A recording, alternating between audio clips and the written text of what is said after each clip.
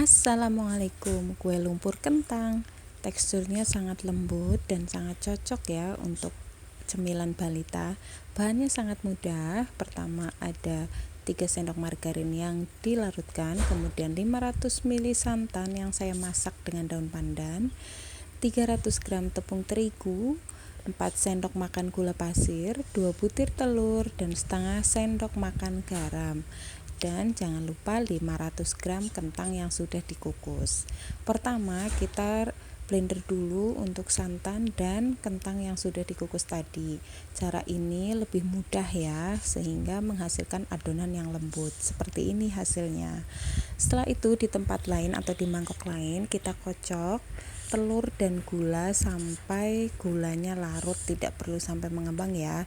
Jadi indikatornya hanya sampai gulanya larut. Setelah larut kita masukkan tepung terigu secara bertahap ya, agar lebih mudah proses pencampurannya dan tidak menggumpal satu sama lain. Nah, setelah yang step pertama sudah tercampur, kita ke bagian yang kedua, campurkan lagi sampai tepung terigunya habis ya. Kemudian setelah tercampur rata seperti ini, kita masukkan campuran kentang dan santan yang sudah di blender tadi ya. Dicampur sampai benar-benar tercampur rata ya. Seperti ini. Kemudian jangan lupa kalau ada sisa-sisa di blender kita masukkan juga. Jangan lupa juga masukkan garamnya untuk penyedap rasa agar lebih gurih ya. Jadi rasanya tidak hanya manis yang datar. Nah, ini sayang ya, jadi yang di blender kita bersihkan. Kemudian di step terakhir kita masukkan margarin yang sudah dicairkan tadi. Ini hanya sampai proses cair ya, untuk margarinnya tidak sampai mendidih, tidak sampai meletup-letup. Kemudian untuk mempercantik warnanya saya tambahkan 3 tetes warna kuning telur. Ini pewarna makanan yang berwarna kuning telur. Kalaupun tidak pakai juga tidak apa-apa, tapi hasilnya agak sedikit lebih pucat.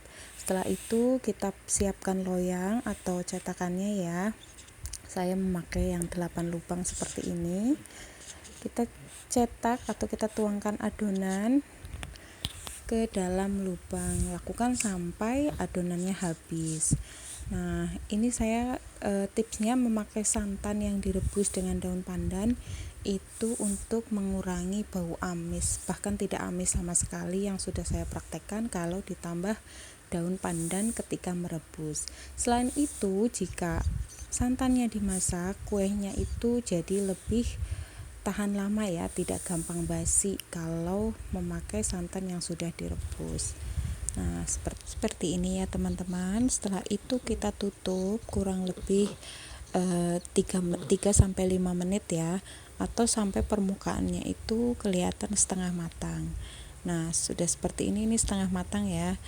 Kalau ada kita taburi atasnya pakai kismis. Berhubung saya tidak punya kismis, saya pakai meses saja ya, seperti ini, atau rice coklat ya. Nah, ini buat opsi kita karena kismis kan juga lumayan mahal ya.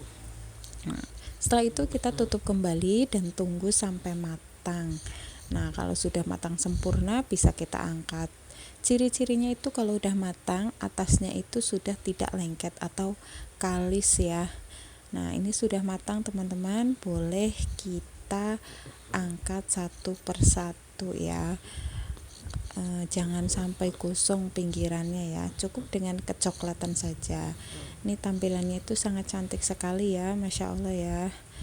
Nah, seperti ini cara yang mudah itu ngangkatnya dengan bantuan 2 sendok.